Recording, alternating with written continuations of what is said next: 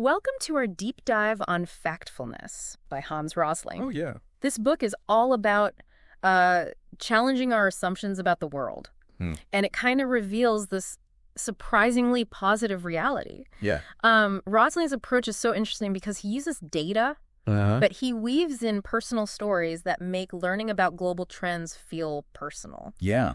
I don't know about you, but I'm always up for a good dose of optimism, especially when it's backed up by hard facts. Yeah, it's a refreshing change, isn't it? Instead of doom and gloom, we get this evidence-based look at how much progress has been made. It's like Rosling saying, hey, the world isn't perfect, but it's a lot better than you think. Yeah. And here's the data to prove it. Exactly. And he starts right off the bat with this idea of the gap instinct, which is our tendency to divide the world into two opposing groups, us versus them, develop versus developing. Right. He actually tested his global health students on child mortality rates and found that they scored worse than random chance. Wow. Worse than chimpanzees picking bananas.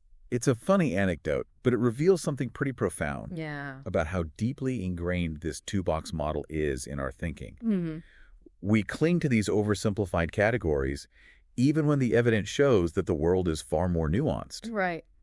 Rosling argues that this instinct actually prevents us from accurately understanding global trends and finding effective solutions. It makes you wonder how many other assumptions we're holding on to that are completely out of touch with reality. Right. So how does Rosling propose we break free from this gap instinct? He introduces this powerful visual of 4 income levels, which helps us see the world on a spectrum, rather than in those two rigid boxes. Most people actually fall into these middle income levels. It turns out that developing versus developed is a pretty outdated way of looking at things. That visual was a game changer for me. It's amazing how a simple shift in perspective can completely change our understanding. It reminds me of the story Rosling shares about his own family. Oh, yeah. Their journey through the income levels mirrored Sweden's development, showing how interconnected personal stories are with global progress. Right, and that leads us to the next big instinct Rosling tackles. The negativity instinct. It's that human tendency to focus on the bad and overlook the good, even when there's plenty of evidence that things are getting better. Oh, I'm definitely guilty of this one. Yeah. I think we're bombarded with negative news all the time. So it's easy to fall into the trap of thinking that everything is going downhill. Exactly. And Rosling doesn't shy away from acknowledging the real problems in the world. Right. He shared that gripping story about the 1960 famine in China. Yeah. A horrific event that was largely hidden from the world. Oh, wow. Millions of people died. Yeah. But because the information was suppressed, it didn't shape the global narrative. Which is terrifying to think about. Yeah. But it also makes you wonder how many positive developments are flying under the radar because they don't fit the if it bleeds, it leads news cycle. That's a great point. Yeah. And Rosling emphasizes that we need to be aware of how the negativity instinct can distort our worldview. He presents data showing drastic improvements in areas like life expectancy, child mortality, and extreme poverty. Things that most people believe are actually getting worse. It's mind-blowing how much progress has been made, yet most of us are completely unaware of it. But I do have to push back a little here. While celebrating progress is important, isn't there a danger in becoming too optimistic and overlooking the very real problems that still exist? We can't just ignore things like the Syrian war or climate change just because things are getting better in other areas. You're right. And Rosling isn't suggesting that we ignore these problems. He actually argues that a fact-based understanding of the world, which includes acknowledging both the good and the bad, is essential for finding effective solutions. It's about recognizing that things can be both bad and getting better at the same time. That's a really helpful way to frame it. Yeah.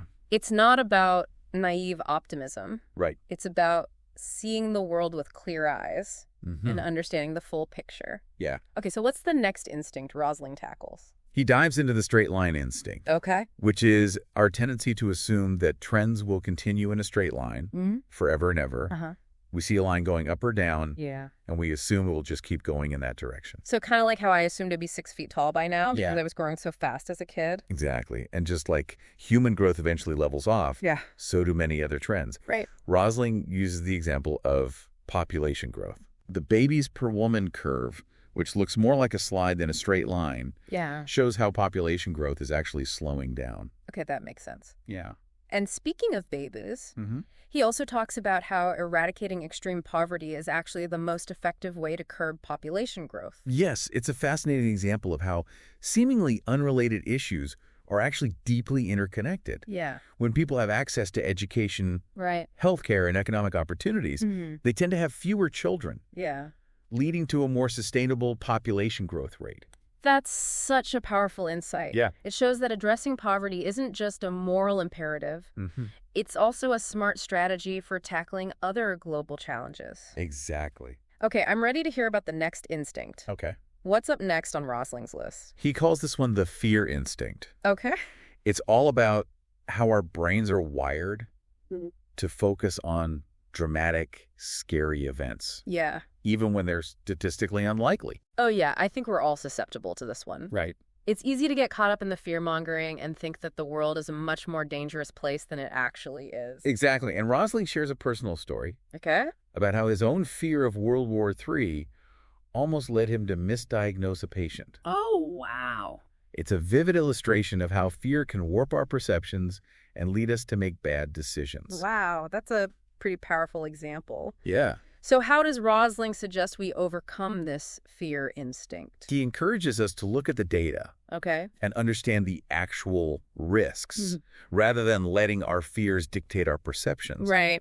He points out that while events like plane crashes, terrorism, and natural disasters are undeniably scary, they're actually responsible for a relatively small number of deaths compared to other less dramatic causes. That's a good point. It's easy to overestimate the risk of these dramatic events because they get so much media attention. Right. But that doesn't mean we should be complacent. Right. Rosling isn't saying we should ignore these risks altogether. Okay. He's arguing for a balanced perspective. We should work to reduce these risks. Yeah. But we also need to be aware of how our fear instinct can distort our understanding of true danger. That makes a lot of sense. Yeah. So what's the next instinct Rosling explores? This one's called the size instinct. Okay. And it's about how we tend to overestimate the importance of single attention-grabbing numbers. Okay. Especially when they're presented without context. Oh, yeah. I think we see this all the time in the news. Right. Where they'll throw out a big, scary number without any real explanation of what it actually means. Exactly. And Rosling uses the example of his experience counting dead children in Mozambique. Wow. He realized that by focusing on the visible victims in the hospital, he was overlooking the much larger problem of preventable deaths happening outside its walls. Yeah. It was a powerful lesson in how the size instinct can lead us to neglect the bigger picture. It's like that saying, a single death is a tragedy. Yeah. A million deaths is a statistic. Exactly. We can become desensitized to big numbers, even when they represent immense suffering. And that's why Rosling stresses the importance of context. Okay. He uses the example of the statistic 4.2 million dead babies. Oh, wow. That number sounds absolutely horrific. Yeah. But when you compare it to historical data showing drastic reductions in infant mortality, the picture becomes less tragic. So it's about looking at the trends over time and understanding the bigger picture rather than just focusing on a single isolated number. Exactly. And Rosling reminds us that even when dealing with seemingly negative statistics, it's important to look for signs of progress and celebrate the positive changes that are happening. That's a really important point. Yeah. It's easy to get bogged down in the negativity, but it's crucial to acknowledge the positive trends as well. Right. Okay, what's the next instinct on Rosling's list? He calls this one the generalization instinct. Okay. Which is our tendency to oversimplify and assume that everyone in a group is the same. Right. It's that they're all like that kind of thinking. Oh, I definitely see this one all the time. Yeah. It's like we're hardwired to categorize people and make assumptions based on those categories. Right. And Rosling argues that this instinct can be especially dangerous when it comes to understanding global trends and cultures. He created this incredible project called Dollar Street. Okay. Which uses photos of everyday life to show the vast diversity of experiences within and across income levels. Yeah. It's a powerful way to challenge our assumptions about how people live in different parts of the world. I've seen Dollar Street, and it's amazing. Yeah. It really highlights the similarities and differences between people from all walks of life. Exactly. And one of the key takeaways from Dollar Street is that people on the same income level, even in different parts of the world, can have surprisingly similar lives. So it's not just about geography or culture, it's about economic realities. That's really eye-opening. Yeah. Okay, I'm ready for the next instinct. Okay. What's up next? This one is called the destiny instinct. Okay. Which is the belief that inherent qualities determine the fate of people, cultures, or entire countries. It's like saying they're just destined to be that way. That sounds pretty limiting. Yeah. I mean, surely people and cultures can change over time, right? Of course they can.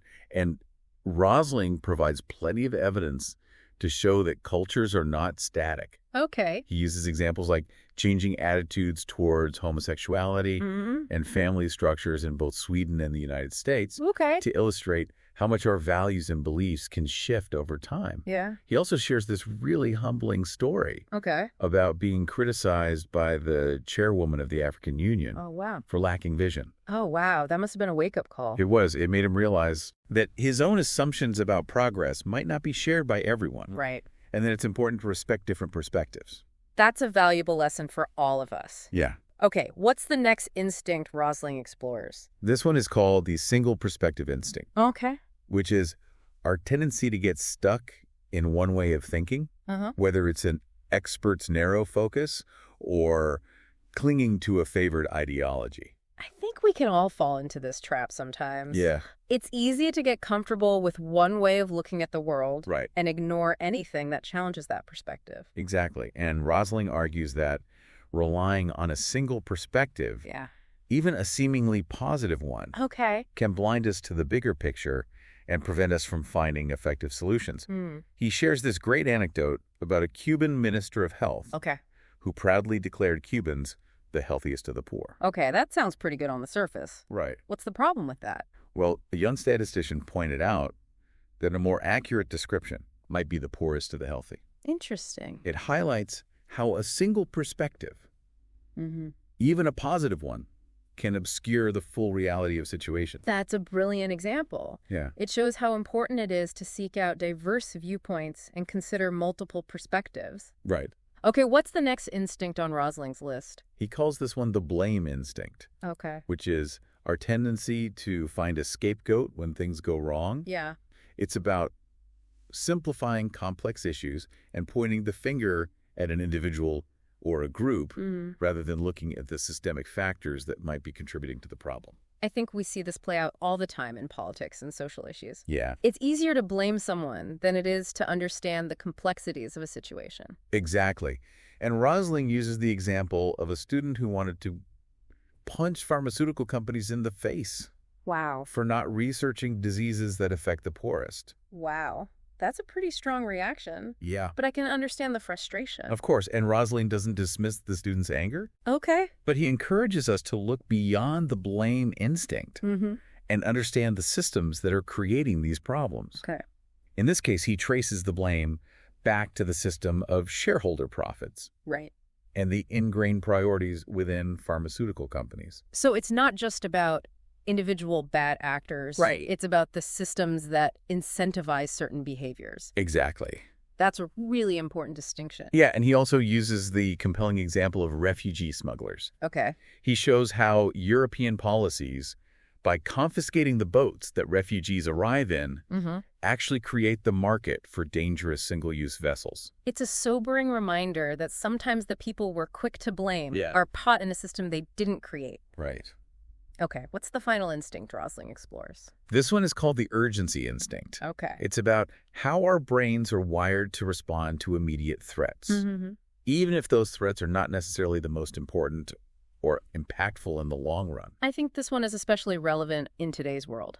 Yeah, where we're constantly bombarded with breaking news and urgent calls to action. Right. It can be hard to know what to prioritize. Exactly. And Rosling acknowledges that the urgency instinct can be helpful in some situations. Okay. Like responding to a natural disaster or a medical emergency. Yeah.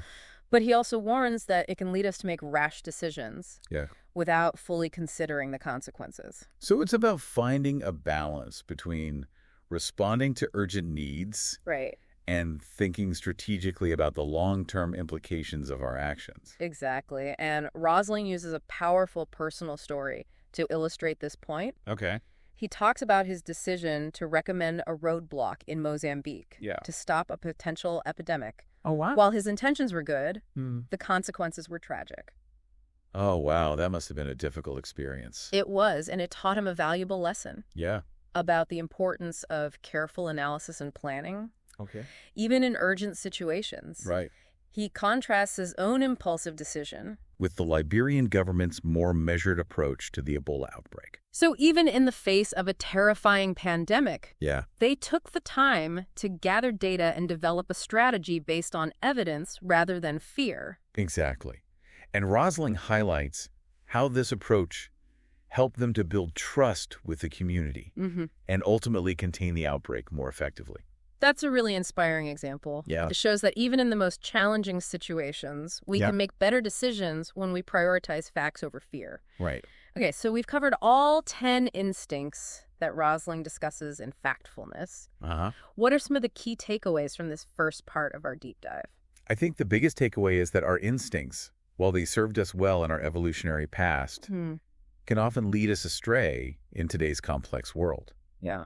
We need to be aware of these instincts and actively challenge our assumptions if we want to see the world more clearly. I completely agree. And I love how Rosling doesn't just point out the problem. Right. He also offers solutions. Yeah. He provides practical tools and strategies for becoming more factful and making better decisions based on evidence rather than emotion. Exactly. Stay tuned for part 2 of our deep dive. Okay. Where we'll explore how we can actually apply these insights in our own lives. Yeah. And become more effective agents of change in the world. I'm looking forward to it. Welcome back to our deep dive into Factfulness. Oh, yeah. We've just explored those 10 sneaky instincts that can distort our worldview. Right. Now let's shift gears and talk about what we can do with this knowledge. Okay. How can we actually use it to see the world more clearly and make better decisions? I'm ready to get practical. Yeah. One thing that really stuck with me was how much emphasis Rosling puts on the power of data. Oh, yeah. He wasn't just a numbers guy, though. Right. He was a master at making data engaging and relatable, even for people who aren't naturally drawn to statistics. Absolutely. Remember those captivating bubble charts he used to show global trends? They weren't just visually appealing. Right. They were incredibly effective at revealing the hidden patterns in progress that we often miss. Yeah. It's like he found a way to turn data into a compelling story. He did, and he was brilliant at using simple everyday examples to explain complex concepts. Yeah. Like when he compared the cost of vaccinations to buying 1 million surgical knives, it suddenly made the economics of global health interventions so clear. Yeah. It's about finding those aha moments that help people connect with the information on a gut level. Yes. It's about making data meaningful, not just a bunch of abstract numbers. Right. But Rosling also stressed the importance of being aware of data's limitations. Okay. And using it responsibly. Yeah. He wasn't afraid to acknowledge the uncertainties and potential biases that can creep in. That's a really important point. It's about being critical consumers of data, not just blindly accepting everything we see, especially in a world where we're bombarded with information from all sides. Precisely, we need those critical thinking skills now more than ever. Yeah. And Rosling provides some really helpful tips for navigating this information overload. Okay. Starting with those dramatic instincts we discussed earlier. Right. It's like having a mental checklist to run through whenever we encounter a shocking headline or a scary statistic. Right. Is this an isolated incident or part of a larger trend? Am I getting the full picture or just a tiny dramatic slice? Right. Is there another perspective I'm missing? Those are excellent questions to ask. Yeah. And don't forget about fact-checking and finding trustworthy sources of information. Right. It's easy to get swept up in the latest viral sensation. Yeah. But we need to be more discerning about where we're getting our information from. Rosling would definitely agree with that. He talks about the importance of factfulness, which isn't about becoming emotionless robots, but about finding a balance between our instincts and a rational, evidence-based understanding of the world. He believed we can actually use our emotions to our advantage. Yeah. To make data more memorable and impactful. Okay. It's about combining the head and the heart. I love that. So how can we apply factfulness when it comes to communicating with others, especially those who might not share our worldview? Rosling provides some excellent advice for communicating data effectively. Okay. And persuading others to see things through a more fact-based lens. He emphasizes the power of storytelling. Okay. And using vivid examples that resonate with people's emotions. He was a master storyteller, that's for sure. Yeah. He could take even the most complex data and turn it into a captivating narrative. Right. And he understood that people are more likely to remember and be persuaded by stories that touch their hearts. Absolutely. Yeah. And he also stressed the importance of finding common ground. Okay. And meeting people where they are, rather than lecturing them or dismissing their concerns. He was a master at building bridges and engaging in respectful dialogue, even with people who had very different viewpoints. He was. Speaking of practical advice, let's talk about those factfulness rules of thumb that Rosling outlines in the book. These are such great little nuggets of wisdom for applying factfulness in our everyday lives. Right. One of my favorites is look for the majority. Okay. It's a reminder that often the most common situation or experience lies somewhere in the middle, not at the extremes. That's so true. We tend to focus on the outliers, the most dramatic cases. Right. But those aren't always representative of the whole. Exactly. Okay. What are some other rules of thumb that stood out to you? While there's control our comparisons, it's easy to fall into the trap of comparing averages and overlooking the overlaps and variations within groups. Right. We might see a statistic comparing two countries, but that doesn't tell us anything about the individuals within those countries. Right. And it's important to remember that averages can be misleading. Yeah. There's always more to the story than just a single data point. What else? Expect bad news. Okay. Remember, the media tends to focus on negative events. Right. Because they're more attention-grabbing. This doesn't mean things are necessarily getting worse. It just means we're more likely to hear about the bad stuff. That's a really important reminder. Yeah. It's easy to feel overwhelmed by all the negative news. But we need to remember that it's not the whole story. What else? Gradual improvement is not news. Oh, that's a good one. We often miss the slow, steady progress happening in the background because it's not as dramatic or newsworthy. Right. But as Rosling shows, those incremental changes can add up to massive improvements over time. It's like the boiling frog analogy. Oh, yeah. If the water heats up slowly, the frog doesn't notice until it's too late. But if we're paying attention to the data, we can see those gradual improvements and celebrate the progress that's being made. Exactly. And that's where Rosling's optimism really shines through. Yeah. He believed that even though the world faces serious challenges, we've also made incredible progress, and we have the power to continue making things better. He saw data as a source of hope, not despair. Yeah. And he believed that by embracing a fact-based worldview, we can channel our energy and resources towards solving the world's most pressing problems. So how does Rosling actually present all of this information in the book? Well, the structure of the book itself is really engaging. Okay. It's written in this conversational style.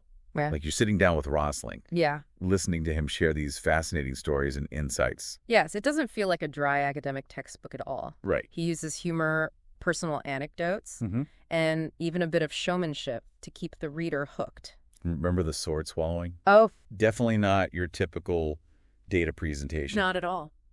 And he also weaves in these thought-provoking questions throughout the book. Okay. Prompting the reader to challenge their assumptions and reflect on their own worldview. It's a very interactive reading experience. He wanted people to not just passively absorb information, but to actively engage with it and apply it to their own lives. And speaking of testing our assumptions, let's not forget about that quiz at the beginning of the book. Oh, yeah. I have to admit, it was pretty humbling. I didn't do so well myself. It was a real wake-up call about how much I still had to learn about the world. And that's exactly Rosling's point. Yeah. We often think we know more than we actually do. Right. But he doesn't shame us for our ignorance. Instead, he invites us to join him on this journey of discovery. Okay. Using data as our guide. He really believed that everyone has the capacity to become more factful. Yeah. And that this is essential for creating a more just sustainable and peaceful world. It's a powerful message of hope and empowerment. Yeah. Now, we should also acknowledge that Rosling's book has received some criticism. Okay. Some people argue that he oversimplifies complex issues, or that his optimistic outlook can sometimes feel a bit Pollyannish, especially in the face of the very real challenges the world faces. That's a fair point. Yeah. He was definitely a data enthusiast. Right.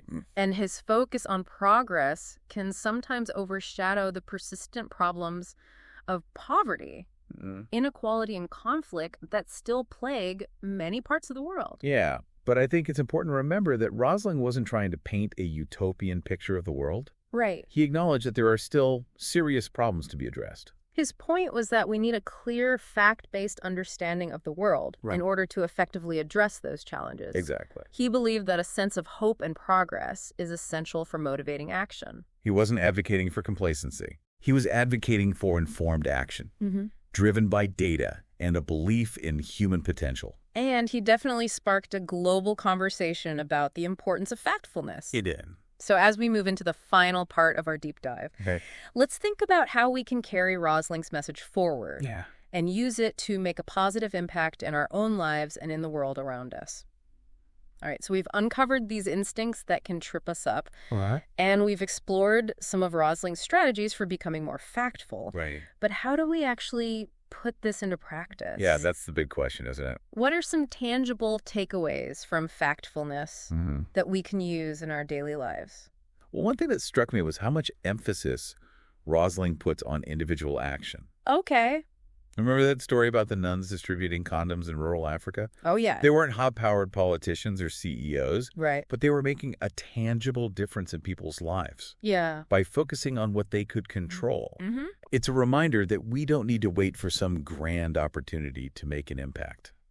It's about being pragmatic. Yeah. And finding those small but meaningful ways to contribute. Exactly. Rosling also talks about the importance of spreading knowledge and challenging misconceptions whenever we encounter them. Right. It's like becoming factfulness ambassadors in our own circles. I like that. But how do we do that effectively without coming across as preachy or condescending? That's a good point. It's easy to get a little overzealous. Right. Rosling gives some really helpful tips for that. Okay. He encourages us to be humble and curious, to ask questions rather than lecture, and to focus on finding common ground. Right. It's about engaging in respectful dialogue, even when we disagree. Yeah. Remember, he was a master at that. He certainly was. Building bridges and connecting with people from all walks of life. It's tempting to just want to hit people over the head with the facts. Oh, yeah, I've been there. But that rarely works. Not at all. Instead, it's about meeting people where they are. Right. And gently nudging them toward a more fact-based worldview. Exactly. Which brings me to a question I've been pondering. Okay. What are some of the most important takeaways from factfulness that we should all carry with us? Yeah, good question. What are those big picture ideas that can really shift our perspective? For me, one of the biggest takeaways is the sheer power of data. Okay. Rosling shows us that data, when presented effectively, can be incredibly persuasive. Yeah. And can help us see the world more clearly. It's a powerful antidote to fear misinformation. Right. And those sneaky, dramatic instincts we've been talking about. Data can be so dry and intimidating. It can be. But Rosling managed to make it come alive. He did. He had a real knack for that. He helped us see data as a tool for understanding. Yeah. Not just for confusing us even more. Yet exactly what else? Another key takeaway is the importance of a global perspective. Oh, absolutely. Rosling challenges us to move beyond those outdated us versus them categories and recognize the incredible diversity and interconnectedness of the world. It's about seeing ourselves as citizens of the world connected to a shared destiny.